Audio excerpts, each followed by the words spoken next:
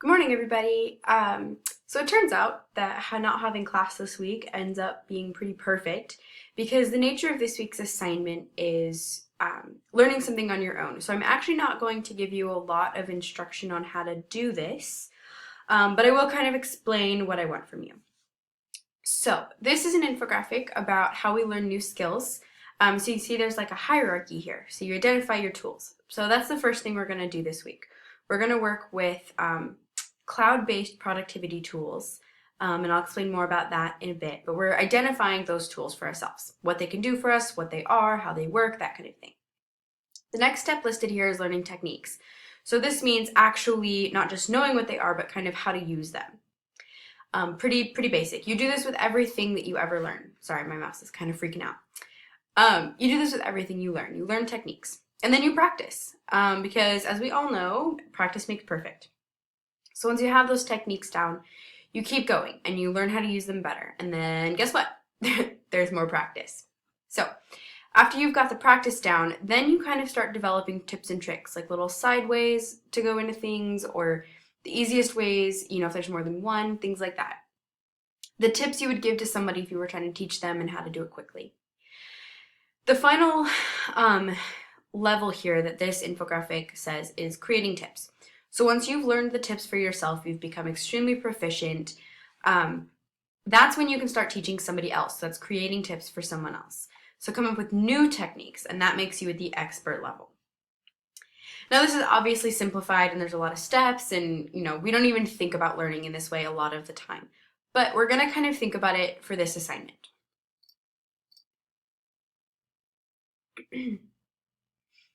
Okay, so this is a video I want you to watch.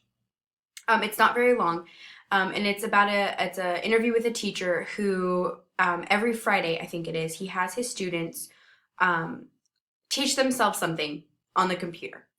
And that's incredible because he has students who teach themselves how to code. He himself may not even know how to code. I certainly don't. Now, there's a lot of intimidation that could come with the idea of having your students teach themselves something that you may not even know. But there's a lot of validity, and it's very important, I guess, is what I'm trying to say. To be able to be a teacher who can give your students the tools that they need to learn, even if you're not necessarily an expert yourself. So on one hand, that's what this entire course is about, but specifically this lesson. So I do want you to see this video. He says some really cool and key things that I think you should hear. Like I said, it's not very long. Okay, so we are going to work this week with cloud-based productivity tools. So most of you have probably used Google Apps. So if you just go, to your Google account like this, and if you click on this icon, you've got all of these apps available to you. A lot of us use Gmail, even YouTube's in here. Calendar is another really popular one, Google+. And then there's more that you can click on. And even more, guess what? There's always more. Photos is another one. These are all Google apps, and they're what we call cloud-based productivity tools. The way I like to think about it is it's kind of like your whole life online. So you can be productive no matter where you're at. You don't have to be at your desk at home. You don't have to be at your job. You can be anywhere, which, as we all know, can be a burden. But for the purposes of this class, it's going to be really useful. So these are what I'm talking about when I say Google tools and Google apps. You can use the ones that are here, or you can add more. And I realize I haven't explained the assignment yet, but I will. So just be aware, this is what I mean when I'm talking about Google apps. Going back to Canvas, you see I've got Google Apps for Education here and Microsoft for Education. Both Microsoft and Google have suites, office suites you might say, or education suites that have apps specific for education. We through Western don't have access to them, so I'm not going to ask you to try to get access to them. If you have access through another school, that's great. But I just want you to be aware that they exist, and both of these links take you to the information pages. So check these out, see what they're like, but we're going to focus on the regular apps for this assignment because that's what you do all have access to. So I just showed you the Google version that we would use. The Microsoft version, you all have access to through Western. So if you go to your My Western page, you should have this Office 365 button here. If you click on that, oh, and it'll have you log in. This whole panel of apps right here you have access to, and some of them are really, really cool. I mostly use Mail because that's what Western uses. And you'll see that some of them overlap with Google, like Word and PowerPoint and Excel. Google has those as well. But there's a lot more here that you probably haven't explored at all. One of my favorites is Sway. It's a really cool tool that you should look into. But when I talk about Microsoft apps, these are what I'm talking about. Okay? So going back to Canvas, like I said, this is just the page letting you know that a lot of schools use one or the other of these, and that's kind of where their online existence is. So it's a good thing to know how to learn how to use them because that's what's going to help you once you get into schools as teachers. For our assignment though, we are going to look at those two sets of apps that I just showed you, the Google or the Microsoft. So ignore this. It says you're going to use Microsoft for Education or Google for Education, but we're just going to use the regular ones. And you're going to explore it.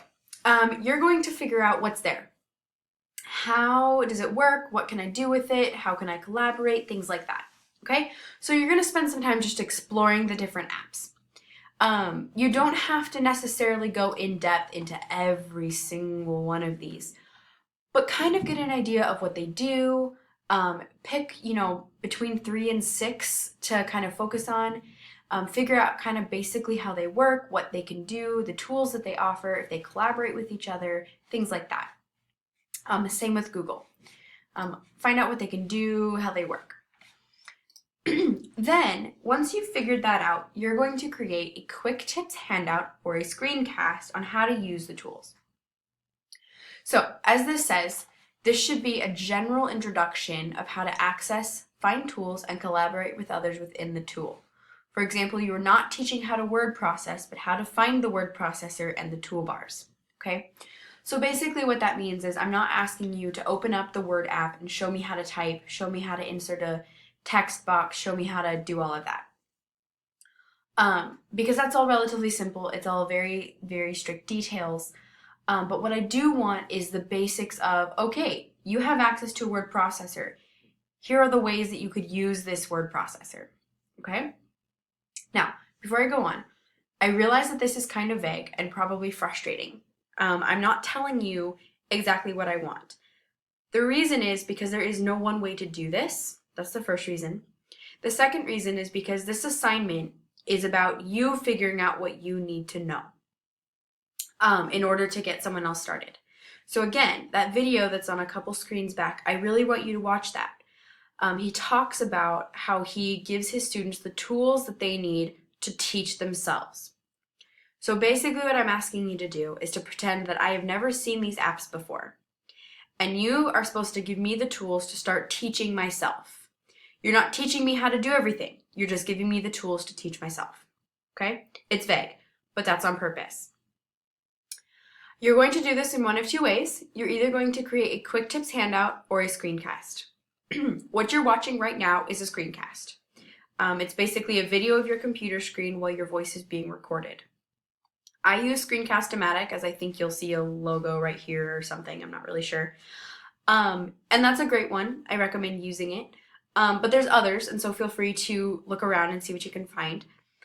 The other option is a quick tips handout, and there's an example of what that looks like right here. And you're going to create that in Word. My recommendation is to do the quick tips handout. It is more tedious, but I think it develops some skill sets that the screencast doesn't. For example, when you create the quick tips handout, you're going to have to take a lot of screenshots and figure out how to very succinctly and clearly demonstrate what someone needs to do. In a screencast, I can just circle it and say, oh, click on this and then go over here and things like that. But in a quick tips handout, you can't. So it forces you to train yourself to be extremely clear and concise in your instructions. The other thing about a quick tips handout that's really nice is that you're not writing a manual. And so you have to learn to be short. but clear. So like I said, clear and concise, basically the same thing. But it's a very useful tool to have. So both are totally fine to do, quick tips or a screencast, but the quick tips I think develops some skills that the screencast doesn't. So choose whichever one. You can look at both here. If you do choose to do the quick tips, if you don't know how to take a screenshot, there are some instructions here on how to do that. And like I said, you'll be building that in Word. So in Word, ideally, you're going to have a mixture of images, text boxes, text, of course, graphics, so that might mean shapes that are a bright color to draw your attention to something, or even better, arrows, because using arrows is really useful. And then you're going to save it in a PDF format, which is an option when you go to save your Word document. If you do the screencast, this says you need a headset with a microphone. You don't necessarily need that if your computer has a good recording system.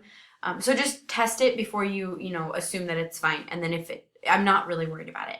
I just need to be able to hear you and not have a lot of background noise. You don't need an account if you do Screencast-O-Matic. You can do up to 15 minutes long without paying for it. And then I'd recommend saving it directly and then just, submitting it on this site rather than uploading it to YouTube. But you can do whichever you choose. Also, you should practice before you start. Sorry, my mouse is freaking out. You don't have to write a script, but practice, because you need to know what it is that you want to say, especially when you're trying to teach somebody something. It's really important that you are clear. So that is this week's assignment. It's vague on purpose, and like I said, it's perfect that this is the week that we didn't have class, because having to do it this way saves me from walking you too much through all of the individual steps that you could do. So this is perfect. So if you have any questions for this week, please don't hesitate to call me or email me, sorry. And I will get back to you as soon as I can. I won't be able to be on campus on Thursdays or Fridays, but Tuesday and Wednesday I have some availability. But if you have a lot of trouble with it, we can always talk about it on next Monday. So don't freak out if things don't go right. Like I've said before, there's never a reason to panic. Just pause and send me an email and we'll work it out together.